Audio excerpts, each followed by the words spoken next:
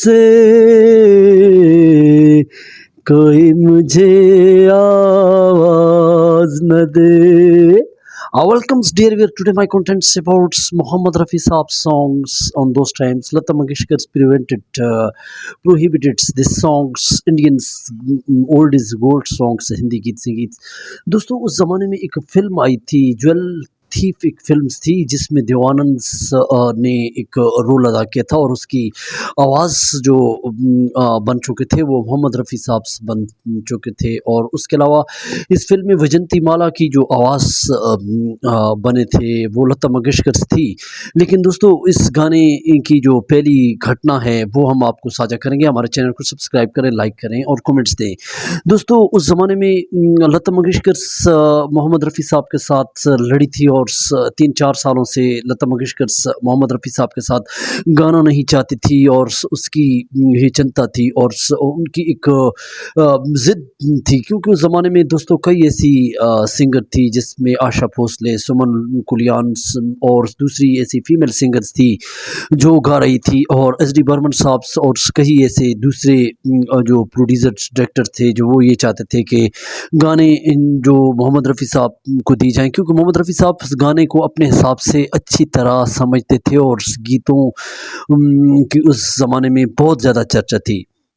لیکن دوستو ایک فلمز جو زمانے میں آئی تھی جل تھیف، جس میں دیوانند کی آواز کے لیے محمد رفیع صاحب کو چنا پڑا. لیکن جب لتا منگیشکر کو ایس ڈی برمن صاحب نے سمجھایا کہ اس گیت میں آپ گائیں، تو لتا منگیشکر نے دوستو محمد رفیع صاحب کے ساتھ گانے سے منع کر دیا تھا، اور اس نے کہا تھا کہ میں محمد رفیع صاحب کے ساتھ نہیں گاؤں گی، اور اس کے علاوہ میں مناڈے کے ساتھ، طلعت محمود کے ساتھ، مکیش کے ساتھ، دوسرے سنگر کے ساتھ میں گا سکتی ہوں. لیکن دوستو ایس ڈی برمن کیونکہ کلاسیکیت اور اس گانے کی دھن کو اور اس کو اچھی طرح سمجھتے تھے، لیکن اس نے بار بار سمجھایا اور بار بار اصرار کیا. لیکن دوستو انہوں نے کہا کہ آپ کی جگہ سمن کلیان اور دوسری فیمیل سنگرز لے لیں گی. اور دوستو لتا منگیشکر نے اس زمانے میں منع کر دیا تھا محمد رفیع صاحب کے ساتھ گانے سے، کیونکہ دوستو اس زمانے میں جویل تھیف کے اندر ایک گانا جو انہوں نے بعد میں اس کے بارے میں سوچا.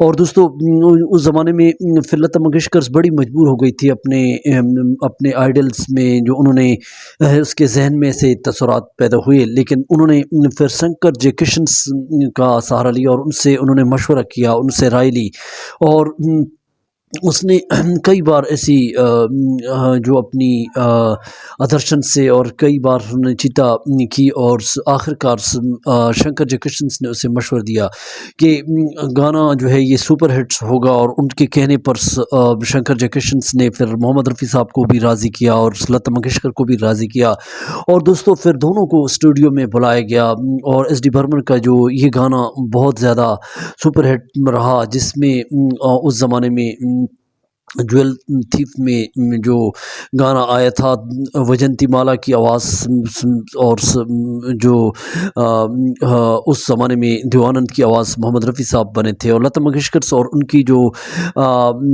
پہلی بار ان کا فلموں میں آنا ہوا، اور ان کی جو کئی ایسے گانے تھے، دل پکارے آجا رے آجا رے، دل پکارے آجا رے آجا رے.